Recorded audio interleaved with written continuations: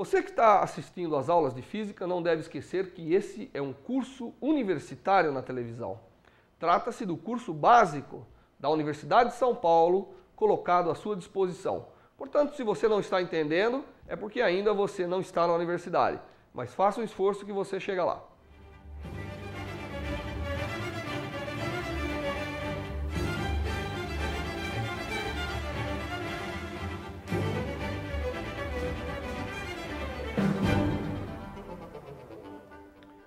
Nós aprendemos que a condução elétrica tem associado a ela um elemento muito interessante, que são os resistores, as resistências elétricas.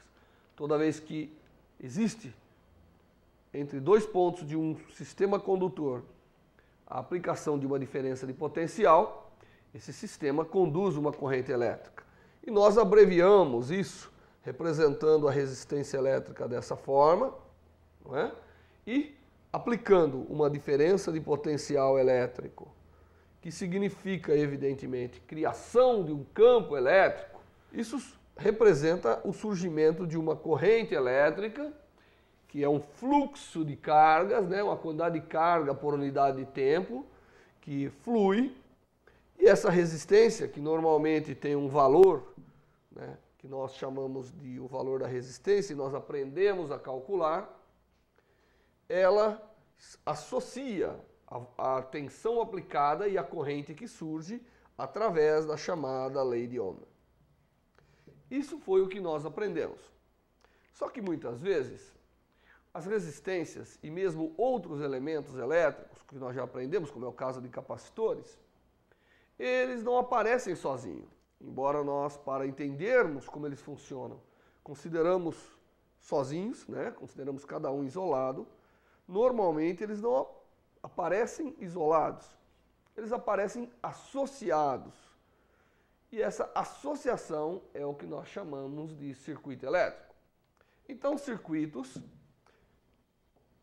nada mais são do que associações de componentes elétricos, né? Nós podemos ter condutores, resistências, componentes elétricos, formando caminhos para condução de corrente.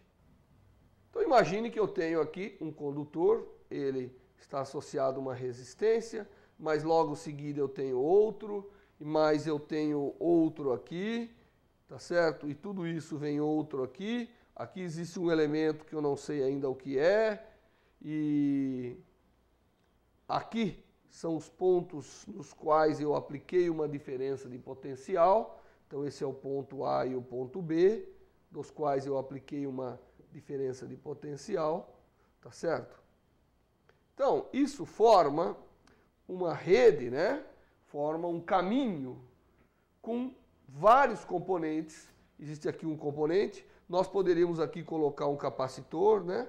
Nós já aprendemos que capacitor é um componente elétrico e que tem capacitância, que na presença de diferença de potencial responde com cargas, não é isso? Então, isso cria o chamado circuito.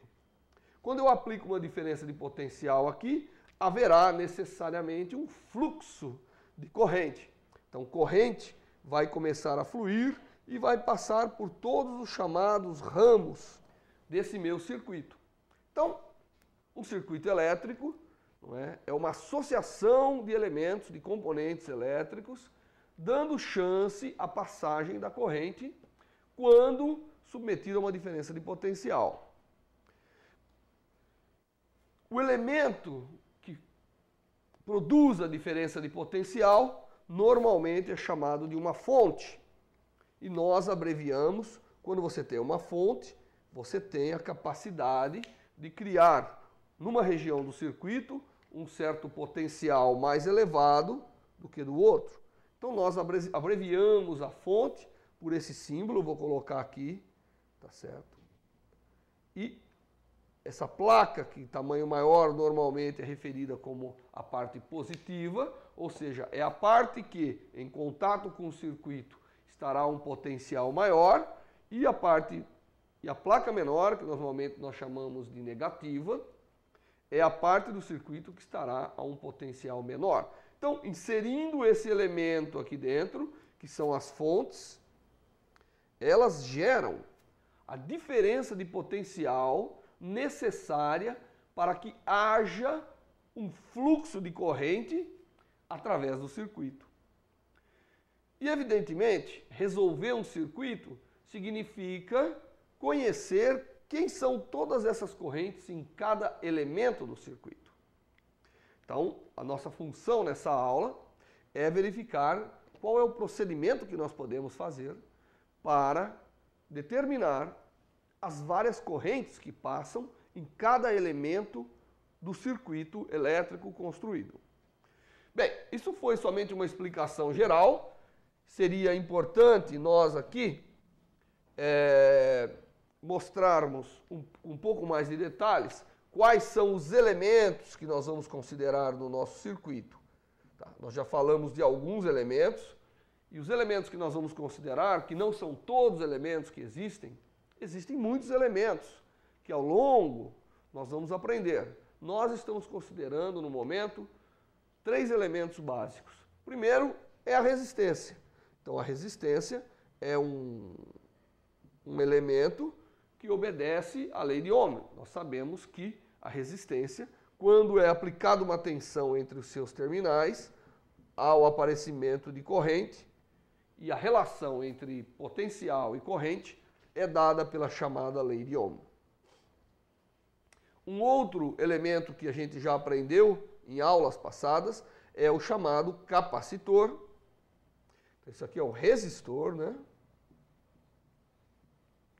Agora nós vamos ver o capacitor. E o capacitor é um elemento que tem uma disposição de condutores incapaz de conduzir corrente entre elas, mas capaz de acumular corrente. E nós vimos que para o capacitor, né, a existência de uma diferença de potencial significa o acúmulo de uma carga, né, através da relação carga dividido pela capacitância. Isso aqui é a diferença de potencial. Aplicada uma diferença de potencial num capacitor, haverá fluxos de carga acumulando cargas mais e menos nas placas. Isso nós também aprendemos anteriormente. Mas esses 2 elementos não constituem os únicos 2 elementos que nós vamos considerar. Para que haja corrente em cada um desses elementos, nós temos que ter as fontes. E as fontes serão representadas através desse símbolo especial, onde existe essa placa pequena, que normalmente é o chamado polo negativo, a placa grande, que normalmente é o polo positivo, e sobre existe um valor, que é o valor que a fonte introduz como diferença de potencial entre os pontos onde ela foi colocada. Então, dado uma fonte, não é? A função dela, nós não vamos detalhar como os tipos de fonte, né? Mas a fonte é um dispositivo capaz de introduzir uma diferença de potencial, capaz de criar um campo elétrico. Ela pode ser de vários tipos, pode ser químico, como é o caso das baterias que a gente utiliza no carro, utiliza nas lanternas, no rádio e assim por diante. Reações químicas permitem que você leve cargas positivas para um lado, negativa para o outro, criando a diferença de potencial. Pode ser mecânica, é o caso do dínamo que você tem dentro do carro, né? Aquele dínamo que tem dentro do carro, ele, através de girar, através de energia mecânica, ele é capaz de criar uma diferença de potencial. Criando a diferença de potencial, existe um campo elétrico e, portanto, é capaz de com esses dispositivos, nós somos capazes de realizar trabalhos sobre as cargas. Muito bem, então essas são as fontes, tá? Que são de vários tipos, mas para nós o que importa na resolução dos circuitos é que, existindo uma fonte, ela introduz entre os pontos onde é colocada uma diferença de potencial. E havendo possibilidade, havendo conexão, havendo caminho para que as cargas circulem, haverá corrente. E nós vamos lembrar aqui que a corrente elétrica, ela é a direção das cargas positivas. Então, como aqui acumulou mais cargas positivas, havendo caminho possível, não é? A corrente elétrica vai circular do polo positivo para o polo negativo dessa fonte. Observe que no interior da fonte, o caminho é contrário, tá certo? No interior da fonte, as cargas positivas vão do menos para o mais, e isso é o trabalho da fonte. Isso é que a fonte gasta energia para levar cargas de um lado para outro, e elas circulam no circuito externo nessa direção aqui. Tá certo? Então, o que nós vamos fazer é associar esses elementos, criando os circuitos. E como eu disse, os circuitos são associações das mais diversas desses vários elementos. Vamos considerar olhando o circuito mais simples que a gente pode ter, que é um circuito puramente resistivo com um único resistor. Então, nós vamos fazer agora um circuito simples. E esse circuito simples, ele vai ser composto de uma fonte e de um resistor. Claro que esse resistor, de valor R, está simbolizando tudo que acontece no circuito. E nós aqui, para resolver o circuito, significa determinar qual é a corrente que circula pelos seus vários componentes. Aqui no caso, nós vamos representar a corrente por I maiúsculo, e nós temos um único elemento, portanto, esse único elemento está submetido à diferença de potencial epsilon, tá certo? Normalmente a gente chama de V, mas com as fontes nós introduzimos uma notação diferente, porque é chamada força eletromotriz, é a diferença de potencial capaz de promover o movimento de cargas. E para esse circuito simples, evidentemente, nós temos que epsilon, que é a diferença de potencial, é R vezes a corrente, portanto a corrente elétrica que surge é a força eletromotriz dividido pela resistência. E nós já aprendemos as várias unidades desses sistemas. Bom, claro que esse é o circuito mais trivial que pode existir, mas nem sempre os circuitos são tão simples assim. Mas nós poderíamos resolver o circuito da seguinte maneira. Nós podemos utilizar as chamadas leis de conservação da eletricidade, e nós sabemos que pelas leis de conservação, tanto do campo quanto de carga, cada ponto do circuito, né, ele não tem carga sendo acumulada. Portanto, a corrente que chega e a corrente que sai é a mesma. Esse encontro de condutores, normalmente nós chamamos de nós, e um caminho fechado para um circuito, nós chamamos de uma malha do circuito. E se a gente pegar essa malha, que é um caminho fechado para o circuito, se a gente sair desse ponto A aqui e for percorrendo, somando todas as diferenças de potenciais, o que nós vamos ver? Nós vemos o seguinte, caminhando aqui, primeiro eu encontro um aumento de potencial. Como eu encontrei a carga negativa primeiro, eu vou escrever, bom, aqui houve uma variação de potencial, epsilon, né, no circuito. Aí eu continuo, quando eu encontrar a resistência, ela certamente vai representar uma queda, que eu vou chamar de RI, que nós sabemos que é isso. E quando eu percorri tudo isso, eu cheguei novamente ao ponto A. O ponto A, que é o ponto de saída e aqui vai ser o ponto de chegada, tem que necessariamente estar ao mesmo potencial, não é isso? Então eu comecei somando o potencial de A, a partir do potencial de A, fui somando todas as diferenças de potenciais, cheguei novamente no potencial de A. Tá certo? Então, saindo de um ponto e voltando ao mesmo ponto, nós estamos no mesmo potencial. Portanto, isso aqui tem que ser igual a zero. Todas as diferenças de potenciais que eu somei tem que ser zero. E daqui eu tiro que a corrente é novamente epsilon sobre R. Então, nós vamos resolver os circuitos utilizando duas regras básicas. Não interessa quão complicado é o circuito, nós vamos utilizar duas regras básicas, que são chamadas regras de Kirchhoff.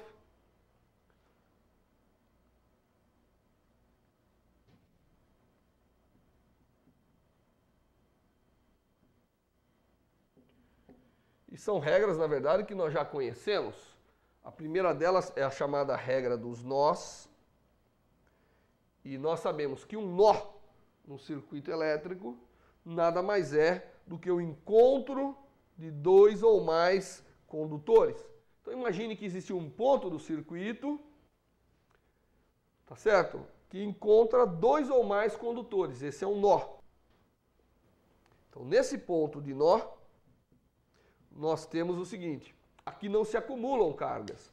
Portanto, a corrente que chega, que está trazendo, que eu vou chamar de corrente in, corrente chegando, não é? Ela está trazendo cargas e, evidentemente, deve estar ocorrendo correntes de saída.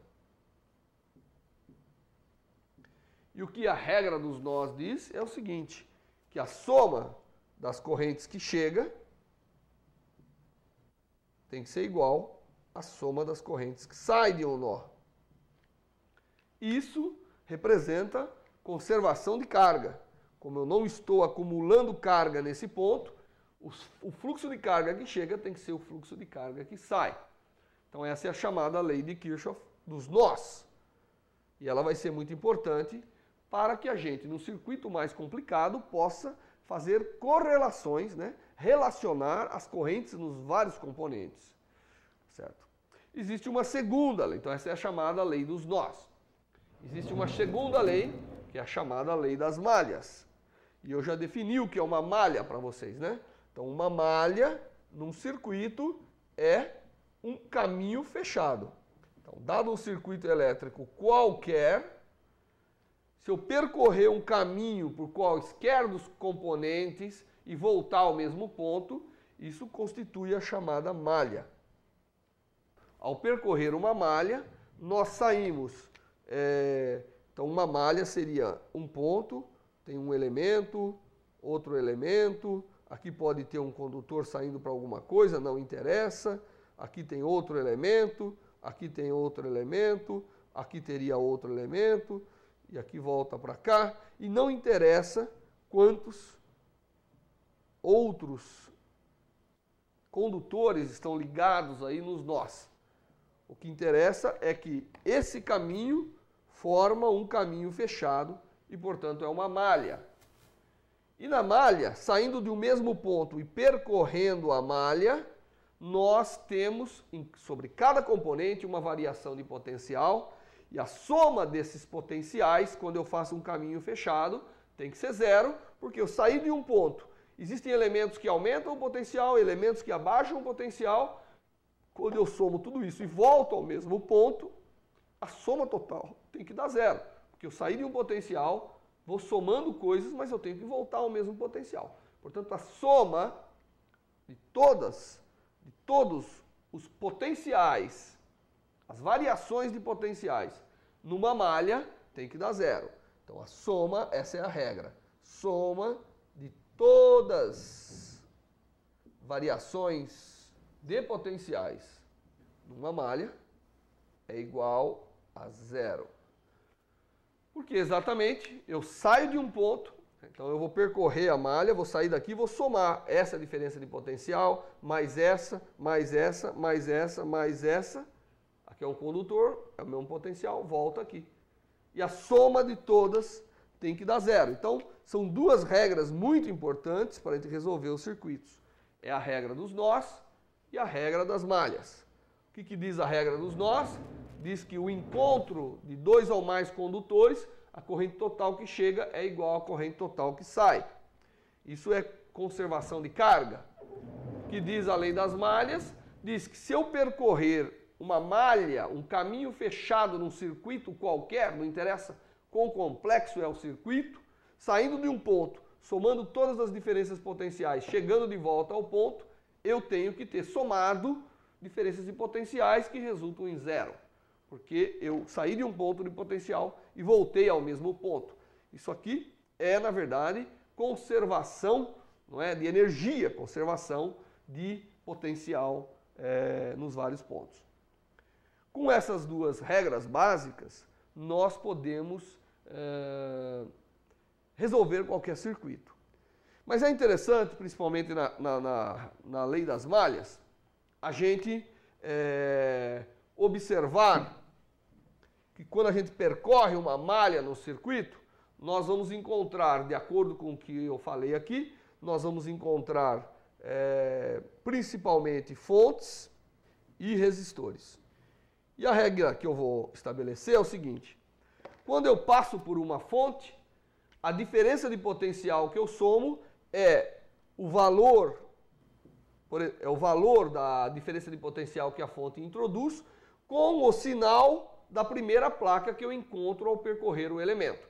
Então, se eu estou percorrendo uma fonte dentro de uma malha e eu estou indo da placa negativa para a positiva, aqui aparece o sinal menos, como diferença de potencial. Se eu estou percorrendo nesse sentido, eu vou encontrar primeiro a placa positiva, então eu vou somar mais a diferença de potencial. Por outro lado, nos resistores, se eu percorrer o resistor na direção que eu escolhi para a corrente, eu somo RI. Então, se eu estou percorrendo esse elemento nesse sentido, eu somo a diferença de potencial RI. Se eu estiver percorrendo no sentido contrário, eu subtraio RI. Então, são duas regras simples. Para a fonte, eu somo a diferença de potencial que ela introduz no circuito com o sinal da primeira placa que eu encontrei ao percorrer a malha. Porque eu vou percorrer a malha somando todos os potenciais, não é isso?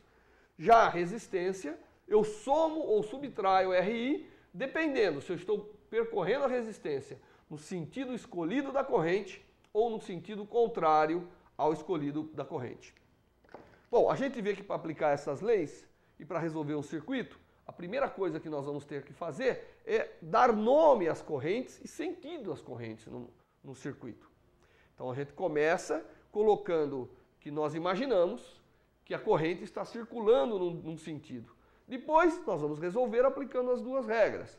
Normalmente nós temos várias incógnitas a resolver, porque se o circuito é mais complicado, existem várias correntes a serem determinadas. E quando nós determinamos, se por acaso a gente encontra um valor negativo para a corrente assumida, significa que ela é contrária ao sentido que nós estabelecemos no início. Vamos considerar como primeiro exemplo aqui de aplicação um circuito um pouco mais complicado de um circuito com uma única malha, que é o circuito de duas malhas.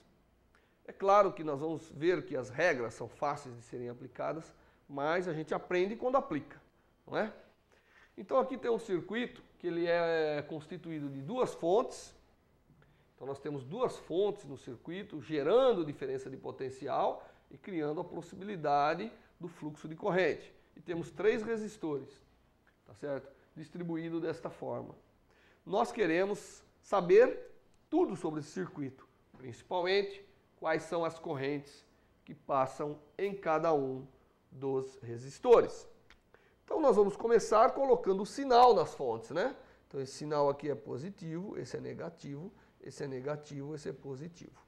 Sendo esse aqui positivo, eu vou imaginar que a primeira corrente que passa aqui, que eu vou chamar I1, às vezes eu chamo corrente de I maiúsculo, às vezes de I minúsculo, mas isso é para alternar um pouco aqui, porque ambas notações, tanto I maiúsculo quanto I minúsculo, podem ser utilizadas para representar correntes elétricas. Eu vou imaginar, então veja bem que eu estou quase que arbitrariamente dando a cada componente uma corrente que eu não sei quem é e um sentido para a corrente. Claro que se essa corrente chega e essa chega, aqui eu não representaria uma descendo. Então eu vou representar uma subindo, porque essas duas vão chegar nesse nó, portanto vai ter que ter uma saindo. Então no que consiste em resolver o circuito? Consiste em determinar quem é I1, quem é I2, quem é I3. Isso é o que consiste em resolver o circuito. E para isso, eu vou começar dando nomes aqui. Eu vou chamar essa aqui a malha 1 e essa a malha 2. Então eu tenho duas malhas, Eu vou chamar esse ponto aqui ponto A, eu vou chamar esse ponto de ponto B, eu vou chamar esse ponto de ponto C, eu vou chamar esse ponto de ponto D. Então a primeira equação que eu tenho é que eu vou olhar no nó, eu tenho um nó D, esse ponto aqui, e aqui eu tenho que correntes que estão chegando, I1 e I3. Então eu tenho I1 mais I3 tem que ser igual à corrente que está saindo, I2. Essa é a primeira equação que eu tenho, que advém da aplicação da lei dos nós. Agora, eu vou começar a pegar a malha 1 e a malha 2 e circular a malha. Então, eu vou primeiro partir do ponto A. Então, eu vou sair do ponto A e vou caminhar por essa malha aqui que eu estou indicando. Então, eu saio e vou somar todas as diferenças de potencial. Primeiro que eu encontro é essa fonte, e a primeira placa que eu encontrei é mais, então o ε1 entra mais, então eu tenho ε1. Aí eu continuo descendo, porque isso aqui é um condutor, não tem variação de potencial. Encontro uma resistência, e eu estou percorrendo a resistência na direção da corrente, portanto também eu somo mais um R3 e 3, certo? E agora eu continuo e encontro a resistência 1 que eu estou percorrendo contrária à corrente que eu determinei para a resistência 1. Então eu subtraio menos R1 e 1. E com isso eu chego de volta ao ponto A. Portanto eu somei todas as diferenças de potenciais, tem que ser zero. Essa é a lei das malhas. Notem que eu tenho três incógnitas a determinar, I1, I2 e 3. Até agora só tenho duas equações. Então eu vou para a segunda malha. Vou percorrer a segunda malha, partindo de qualquer ponto que eu escolha. Então eu vou partir do ponto B e vou percorrer essa malha nesse sentido. Então, percorrendo essa malha que você está vendo aí no canto, eu começo aqui. A primeira que eu encontro é uma variação de potencial devido a essa fonte com força eletromotriz ε2, então, e como eu encontrei a placa menos, é menos ε2. Aí eu venho percorrendo aqui, encontro a resistência R2 e eu estou percorrendo a resistência contrário ao sentido assumido para a corrente. Então é menos R2 e 2 pela lei de Ohm. E eu continuo, chego aqui eu encontro R3, que eu também estou percorrendo contrário ao sentido adotado da corrente. Portanto, é menos R3 e 3, e isso tudo é igual a zero. Então, agora eu vou passar essa equação aqui para cima. Então, eu tenho aqui I1 mais I3 menos I2 igual a zero. Então, agora eu tenho um sistema de três equações, há três incógnitas. Quem são as incógnitas? São I1, I2 e 3. Essas são as incógnitas a serem determinadas. Eu posso reescrever esse sistema de equações, não é? Obedecendo às regras convencionais de sistemas, que é colocar todas as incógnitas de um lado e os termos independentes do outro. Portanto, desse sistema de equação que eu obtive, que são as relações entre as várias correntes que passam pelos vários componentes do meu circuito. Tá certo? Então, desse sistema de equação, eu reescrevo e eu vou colocar tudo numa coluna. Então, eu vou colocar menos R1 e 1, mais 0 e 2, não tem I2 na primeira equação, mais R3 e 3, isso tudo igual a menos ε1. Aí eu tenho na equação de baixo, eu tenho 0 e 1, não tenho termos em I1, depois eu tenho menos R2 e 2, depois eu tenho menos R3 e 3, tem que ser igual a ε2. E finalmente a última equação eu tenho 1 e 1, menos 1 e 2, mais 1 e 3, isso tudo igual a zero. Então esse é o sistema de equações que eu tenho que resolver, e resolvendo esse sistema de equações, eu vou obter os valores das várias correntes que circulam pelo circuito. Bom, aí o método de solução do sistema pode ser dos mais variados. Muita gente prefere substituição. Eu pego I1 aqui, substituo nas outras equações, obtenho um sistema 2×2, envolvendo I2 e I3, resolvo. Volto, determino I1. Mas normalmente, aqui no curso universitário, nós preferimos escrever o sistema de uma forma matricial, e esse sistema pode ser escrito como uma matriz que ela tem os coeficientes das incógnitas, né? Que são esses coeficientes todos aqui, né? São os chamados coeficientes das incógnitas. Então eu crio essa matriz, método convencional de solução de sistemas, né? Eu simplesmente peguei uma matriz formada pelos coeficientes das incógnitas. Vezes a matriz incógnita, que seria I1, I2 e I3.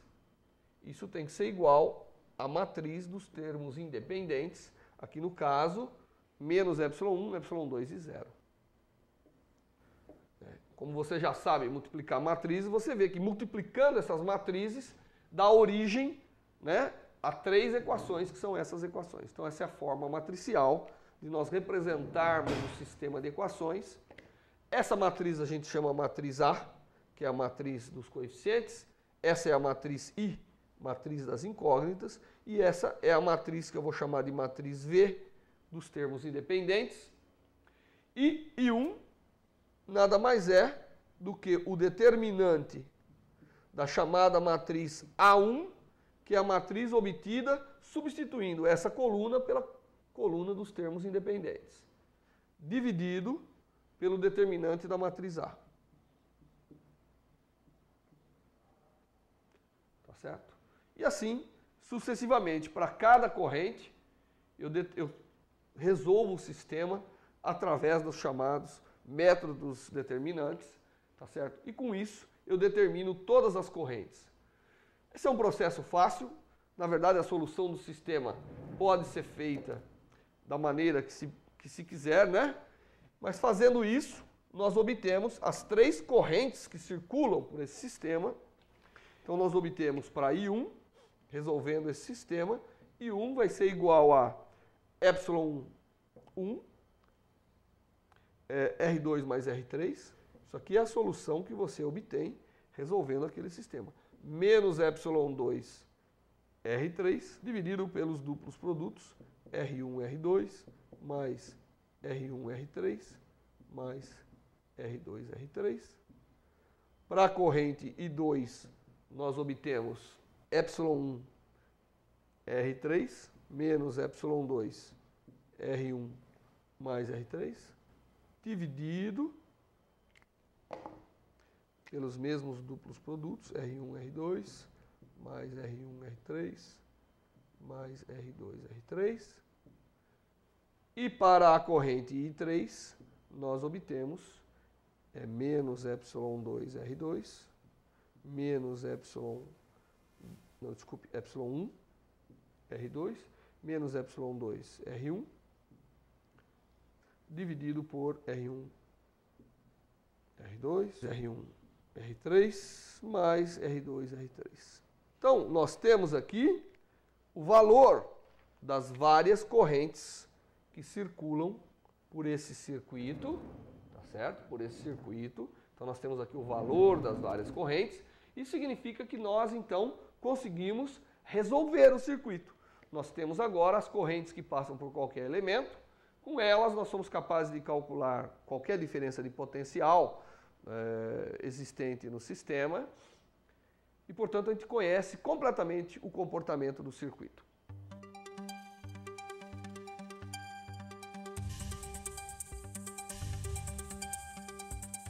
Estamos apresentando Curso Básico de Física com o professor doutor Vanderlei Salvador Banhato, um programa com a realização do Grupo de Ótica do Instituto de Física de São Carlos, USP.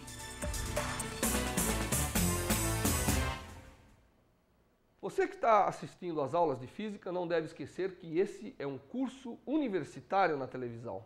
Trata-se do curso básico da Universidade de São Paulo, colocado à sua disposição.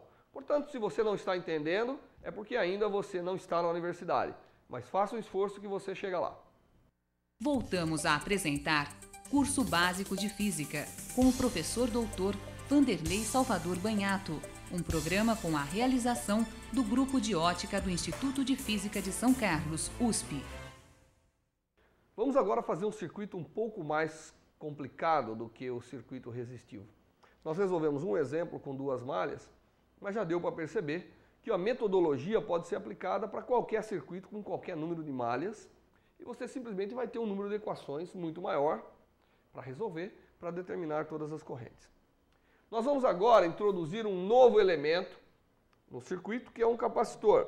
Nós aprendemos que um capacitor é um elemento elétrico que, submetido a uma diferença de potencial, acumula cargas. E nós vamos pegar o circuito mais simples possível que eu posso ter envolvendo o capacitor, que é o chamado circuito RC.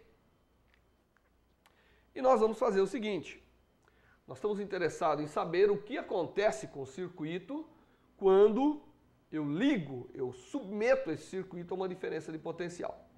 Então nós vamos começar, inicialmente, nós vamos ter aqui o sistema curto-circuitado. Então, a chave está ligada aqui. Claro que a chave ligada aqui, esse elemento ficou completamente eliminado, né? E eu tenho então um circuito RC, onde eu não apliquei nenhuma diferença de potencial.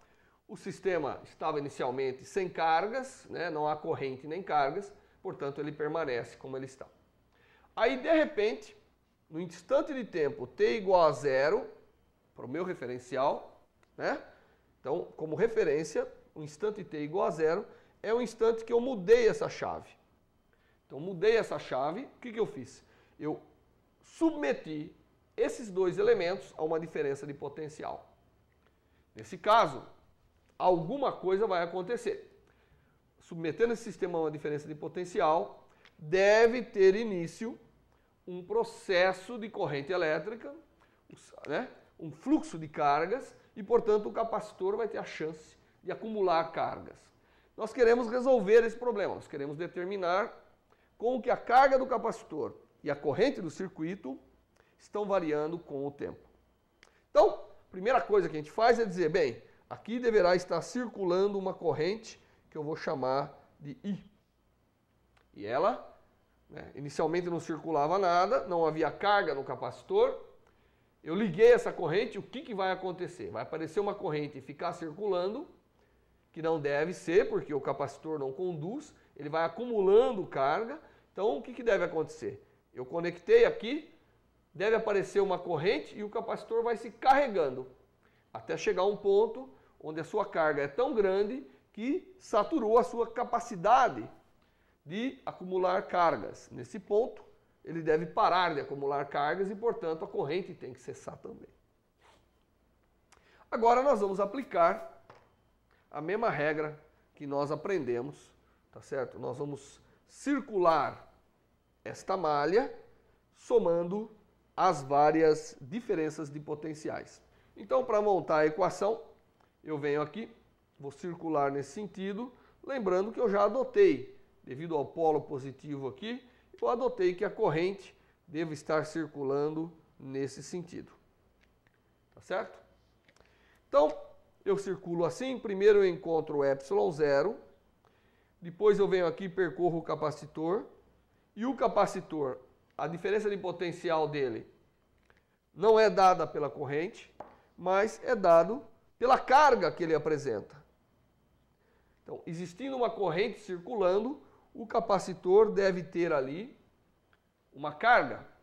Evidentemente, se a corrente está vindo assim, as cargas positivas vão estar acumulando aqui e vão ter... E aqui, elas saíram daqui, estão circulando nesse sentido. Aqui deverá ter ficado negativo, portanto, eu vou passar... Quando eu passo por um capacitor contrário ao sentido da corrente do circuito, né, eu acabo subtraindo a diferença de potencial. Então, eu tenho aqui Q sobre C de queda de potencial para o capacitor. E eu estou percorrendo agora a resistência também no circuito contrário, então é menos RI, isso tudo pela lei tem que dar zero. Então, ε0 é igual a RI mais Q sobre C. ε0 é uma constante. Então, nada mais eu estou dizendo de que a diferença de potencial introduzida pela fonte está sendo consumida, uma parte pela resistência e uma parte pelo capacitor. Então, a soma desse potencial com esse potencial tem que dar esse potencial. Claro, porque eles estão conectados a esse potencial. Muito bem. E agora? E agora eu tenho duas coisas que variam no tempo. Eu tenho a corrente a ser determinada e tenho a carga a ser determinada. E tenho somente uma equação. Mas, na verdade, eu sei que se está circulando corrente por aqui, a carga está acumulando. E a taxa com que a carga se acumula é exatamente a taxa com que a carga chega. Mas a taxa com que a carga chega é exatamente a corrente. Então eu sei que a corrente I nada mais é, nesse caso aqui, né, para esse circuito, dQ dt.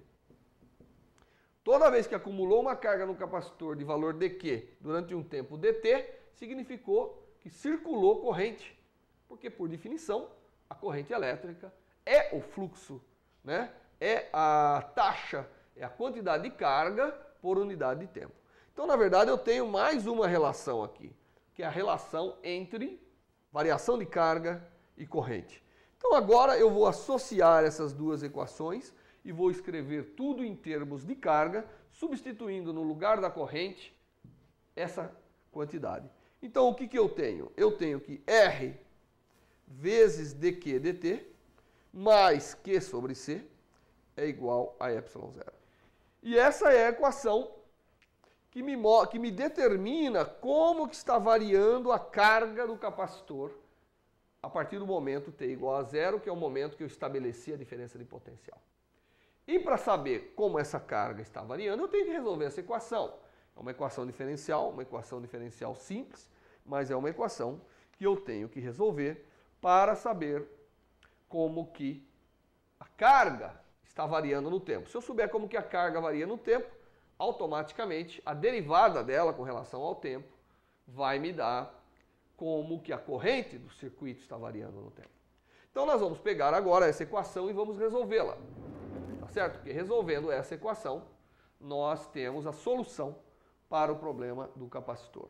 Então, eu vou resolver essa equação colocando de um lado da equação a derivada. Então eu tenho dQ dt é igual a ε0 menos Q sobre C sobre RC. Que eu dividi tudo pelo R por R, né? Isso aqui pode ser escrito como dQ dt é igual a ε0 C menos Q dividido por RC. Agora, eu vou resolver essa equação colocando tudo que é Q do lado de cá e tudo que é T do lado de lá, para depois fazer a integração. Então eu tenho dQ sobre ε0C menos Q tem que ser igual a dt sobre RC. Certo? Então nós temos essa equação agora para resolver. E eu vou resolver através de uma integração, evidentemente. E vou integrar de Q a Q? Bom, eu sei que quando eu comecei em t igual a zero, qual que era a carga do capacitor? Zero. Não existia carga no capacitor. Certo? Então, não existindo carga no capacitor, em t igual a zero, a carga é zero. E num instante t qualquer, a carga vai assumir um valor arbitrário Q. Portanto, na verdade, eu vou pegar essa equação e vou fazer uma integração de 0 a Q de t, que é o valor da carga no instante t, e isso corresponde a integrar esse lado de 0 a t, um instante t. Agora, eu tenho que usar as regras de integração, ou fazer substituições, né? Mas essa integral é uma integral fácil de ser resolvida, eu vou colocar aqui, né, só para não perder tempo, que é a integral de dQ sobre uma constante menos Q é exatamente igual a menos o logaritmo de A menos Q, tá certo? Integrado nos limites. Então, você pode resolver essa integral aí na sua casa, você vai ver que eu estou falando a verdade. Então aqui, essa integral dá menos logaritmo de ε0c menos q de t, né? E aí, como é entre os limites, então ficaria menos, que vai dar mais, no ponto q igual a zero, que dá ε0c. Então, essa integral toda aqui, de 0 a q de t, dá esse logaritmo neperiano dessa quantidade. E do lado de cá? Bom, do lado de cá, isso aqui é constante, fica a integral de dt, que é t. Então, isso fica t sobre rc. Então, agora, através dessa equação, eu vou inverter o logaritmo e obter quem é a carga q de t. Fazendo isso, invertendo o logaritmo, nós obtemos que basta passar o menos para cá, então eu vou passar o sinal menos para cá, então fica assim, não é isso? Portanto, essa quantidade é a exponencial dessa quantidade. Aí você só elimina o q para obter que q de t, a carga no capacitor como função do tempo, é exatamente igual. Aqui eu vou ter pouco espaço para escrever, então, mas eu vou escrever, depois eu repito lá do outro lado. A carga como função do tempo é exatamente ε0c vezes 1 menos a exponencial de menos t sobre rc. Essa é a solução obtida dessa expressão, tá certo? Bom, então, voltando aqui, eu vou escrever agora a solução aqui embaixo do circuito. Então, nós temos que, para esse circuito considerado, a partir do momento que eu liguei, a carga do capacitor começa a variar e a sua variação vale exatamente essa expressão aqui, né? Segue o tempo de acordo com essa expressão, mostrando que a carga, evidentemente, à medida que o tempo vai passando, veja uma exponencial negativa, ela vai diminuindo, portanto a carga vai crescendo. Eu poderia fazer um gráfico, como já vou fazer, tá certo? Então essa é a carga, o acúmulo de carga é o transiente, é o período transiente, né? É a variação da carga do capacitor como função do tempo. E agora nós queremos também saber a corrente, basta tomar a derivada dessa expressão. Então a corrente elétrica, que também vai depender do tempo, que é a derivada de Q como função de T, vai dar exatamente, derivando vai cair esse termo, então vai cancelar o C, vai ficar ε0 sobre R vezes E elevado a menos T sobre RC. Essa é a corrente que circula nesse circuito como função do tempo. Para a gente entender um pouco melhor, eu vou pegar e vou fazer dois gráficos aqui, tá certo? Vamos fazer dois gráficos. Então eu vou ter um gráfico que é como que a carga do capacitor varia como função do tempo e um segundo gráfico que é como que a corrente varia como função do tempo. Tá certo? Então o que nós obtemos? Obtemos que inicialmente a carga é zero, aí ela cresce exponencialmente, tendendo a um valor limite, e esse valor limite é exatamente ε0c.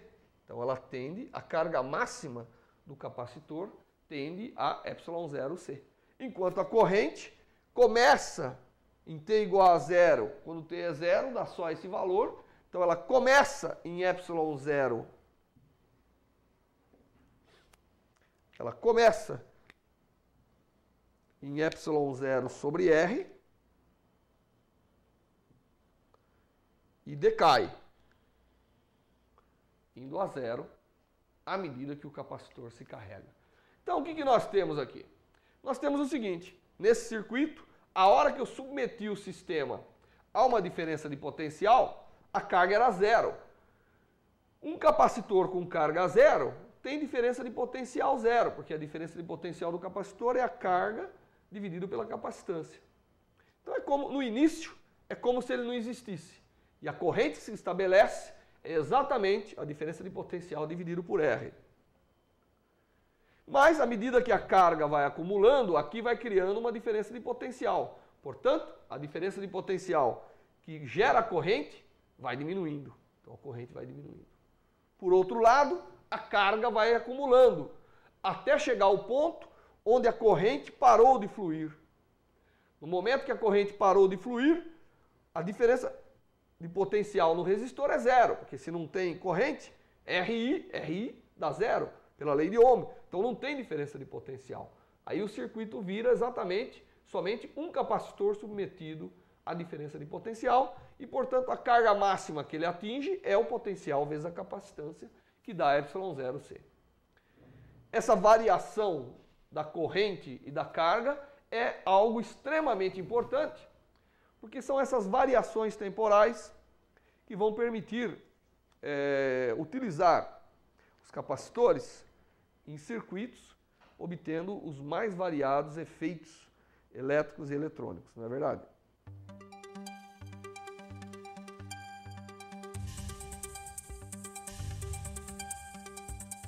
Estamos apresentando Curso Básico de Física com o professor doutor Vanderlei Salvador Banhato, um programa com a realização do Grupo de Ótica do Instituto de Física de São Carlos, USP.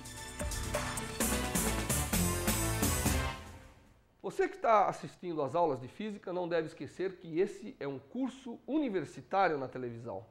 Trata-se do curso básico da Universidade de São Paulo, colocado à sua disposição.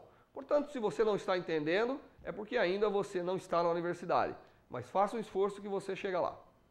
Voltamos a apresentar Curso Básico de Física com o professor doutor Vanderlei Salvador Banhato, um programa com a realização do Grupo de Ótica do Instituto de Física de São Carlos, USP. Apareceu aqui uma coisa importante, a dependência temporal. Existe um tempo característico, né? E normalmente o tempo para que a carga do capacitor atinja o seu valor máximo, ou o tempo que a corrente decaia a 1 sobre E, é exatamente RC. RC, o valor de R vezes C, tem dimensão de tempo e é uma constante importante do circuito RC. Então, R vezes C é o chamado tempo característico de variação e representa o tempo no qual a carga vai estar quase a menos de um valor de quase 1/3, né, do seu valor máximo, ou representa o tempo onde a corrente caiu a 1 sobre E, quase 1/3, do seu valor inicial. Então esse tempo é um tempo característico e mostra a ordem de grandeza, não é, do tempo que demora para a variação da carga e da corrente do circuito RC. Portanto, é uma grandeza importante no circuito. Quando eu tenho um circuito desse tipo e eu quero que as coisas variam mais rapidamente do que RC, não é possível. Se eu quero que elas variem muito mais lentamente do que RC, também não é possível. Esse circuito varia as suas grandezas num tempo característico que é RC. Então RC é a chamada constante de tempo, constante temporal, para o circuito RC simples, mostrado nessa figura. O estudo das correntes elétricas nos circuitos é uma das partes mais importantes da eletricidade, tanto é que nós temos cursos específicos sobre circuitos, né? Você que está cursando engenharia tem cursos específicos de circuitos elétricos, porque de fato é através da corrente elétrica circulando pelos circuitos é que nós temos todos os tipos de efeito, é que nós temos a vastidão de possibilidades que a eletrônica nos dá. Então, é uma parte extremamente importante, mas ela não é complicada, ela é simples. Nós aprendemos até o momento 3 elementos básicos. 2 elementos passivos, né? Nós aprendemos o resistor, que significa um elemento que oferece resistência à passagem da corrente e que, submetido a uma diferença de potencial, vai existir lá uma corrente, estão relacionadas pela lei de Ohm. Também utilizamos o capacitor, que é um elemento que acumula carga e que, à medida que a sua carga varia, a diferença de potencial varia. E aprendemos um elemento que é a fonte, porque nós temos que ter uma forma de introduzir no circuito uma diferença de potencial ou uma chamada força eletromotriz, que é aquela força que é capaz de remover cargas de um lado e levar para outro. Claro que os circuitos podem ser um pouco mais complicados, um pouco mais complexos do que esses circuitos que nós temos. Como exercício, eu vou deixar o seguinte circuito para vocês resolverem. Imagine um circuito que tem resistências, fontes e capacitores dessa forma, e você vai ter que calcular quanto que é a carga do capacitor como função do tempo, como que é essa corrente que eu vou chamar de I1, certamente aqui deve ter uma corrente que nós vamos chamar de I2, desculpe aqui, e uma corrente I3 aqui, e aplicando as leis das malhas e dos nós que nós havíamos explicado, você é capaz de resolver o problema e você vai encontrar que para esse circuito, assim que você resolver para todas as correntes, etc., o tempo característico desse circuito vai ser a capacitância vezes R3 mais R1, R2 sobre R1 mais R2. Esse é o tempo característico, quer dizer, as exponenciais que vão aparecer para representar a variação das correntes e a variação da carga vão ter esse tempo característico e você vai ter 3 equações ainda, porque você tem 3, lembre-se que a carga está relacionada com a corrente, e a única dica é que I3 é que é dQ/dt. Não é I2 nem I1 que é dQ/dt. É exatamente a corrente que alimenta o capacitor, que é a taxa de carga que passa por aquela parte do circuito.